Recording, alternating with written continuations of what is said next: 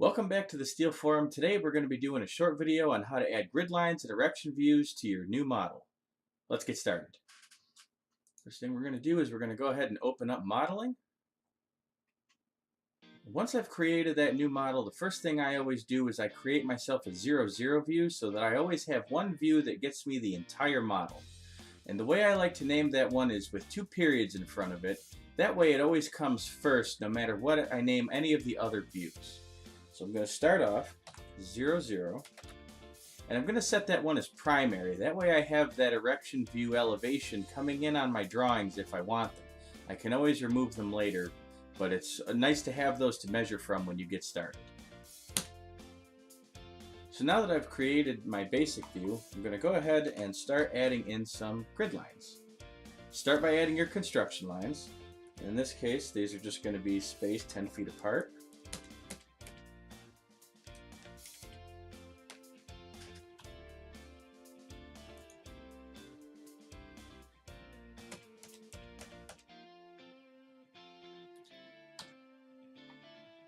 And let's give us one in here that's, let's say, 5 feet away.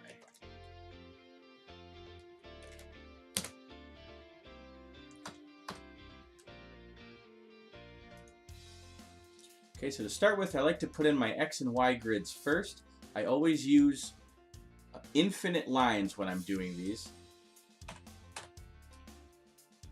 And you want to have all of your erection views pointing the same direction. So if they're running vertically, you want them facing right to left, and if they're running horizontally, you want them facing from bottom to top.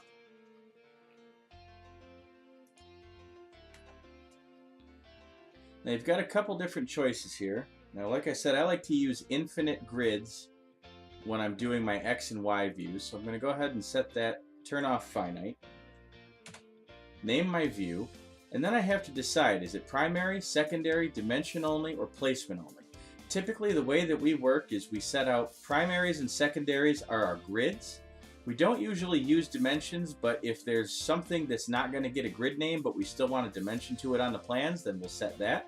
And finally, our section cuts and elevation views, those are the ones that we're going to set as placement only. So in this case, it's going to be a regular grid. We're going to go ahead and leave it as primary. And now we'll just go through and name the rest of these accordingly.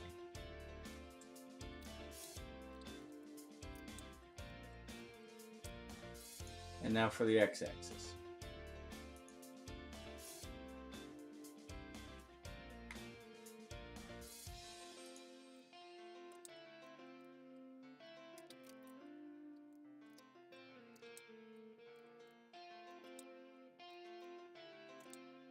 And lastly, we go through the x and y axis again, and we look for anything that's going to be a secondary view.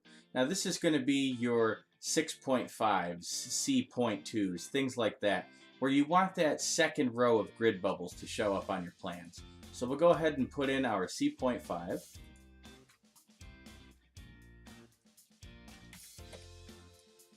And we'll set that one to secondary. And now we'll go through and add in our secondary views. In this case, we've only got the one view, so we just leave that. And then we close out.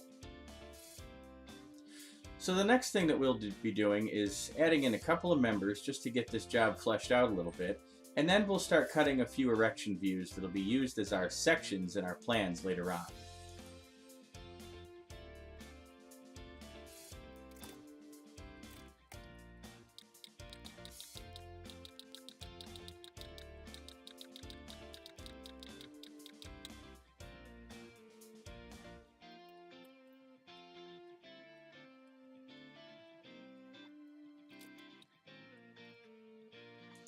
Okay, and now I want to get into an elevation view and I want to throw in a couple of vertical braces. So we'll go ahead and run Add Section View.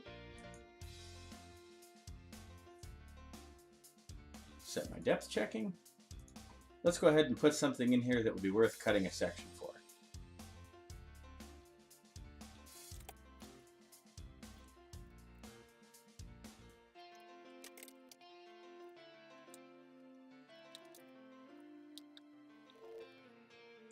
Okay, so now we want to go ahead and do a save area.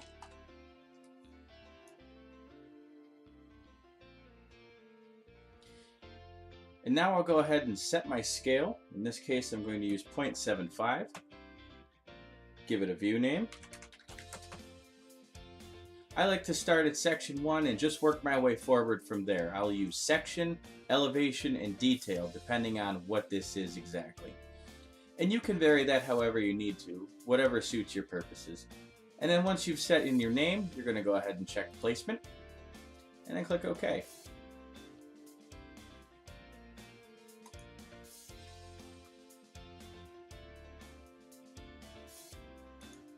And now you'll see that nothing shows up on my screen as far as that name.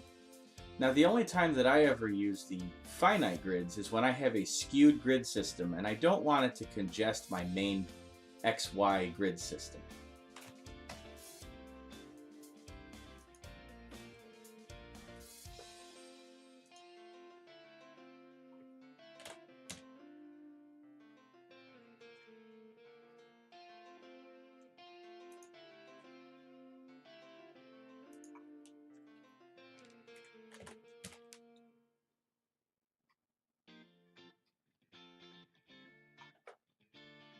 Let's go ahead and add some finite grids for our skewed grid system.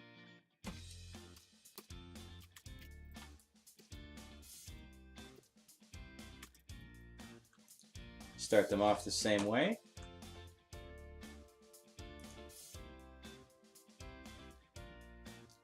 But this time you have to be aware of what your depth and elevations are.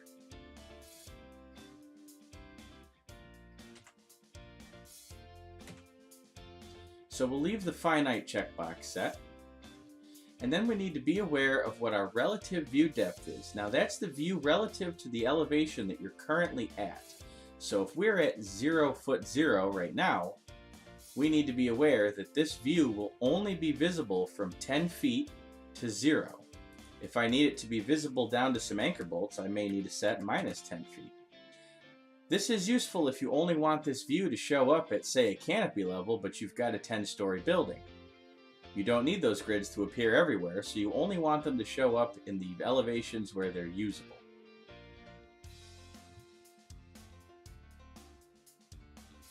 I'll treat these the same way as far as primary and secondary is concerned. Normally everything is primary, and then if it has a decimal in its name, I'll set it to secondary. Also, this will appear on the screen based on the colors and grid type that you choose.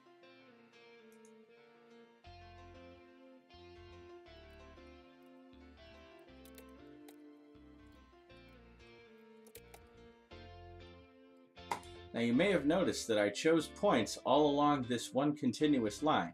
There is an offset that will set how far back to the end of the bubble.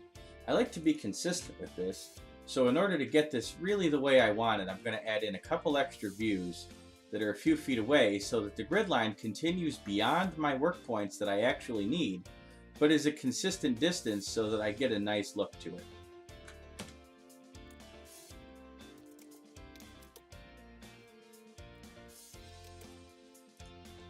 Taking care that once I've left the tool and come back in, I'm going to have to reset these values, so I want to make sure that my relative view depth is set correctly.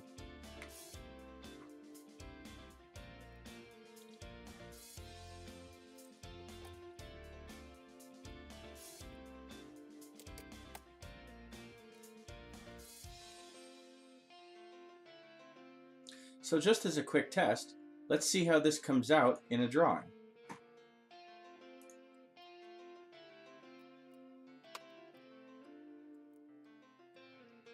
Under annotations, you'll want to make sure that annotate finite grid lines in place is checked.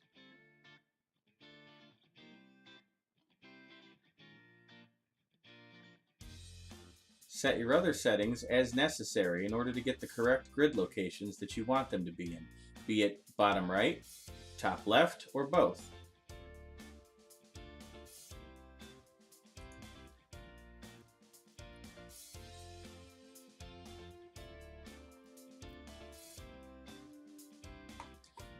So now you see how these come through, but they don't go all the way across like an infinite grid would.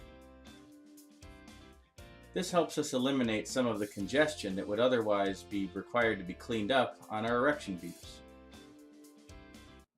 So that's how I like to set up erection views and grid lines in SDS2 at the beginning of a project. If you found this video helpful, please like and subscribe. I'm Matt Hand from the Steel Forum. We'll see you next time.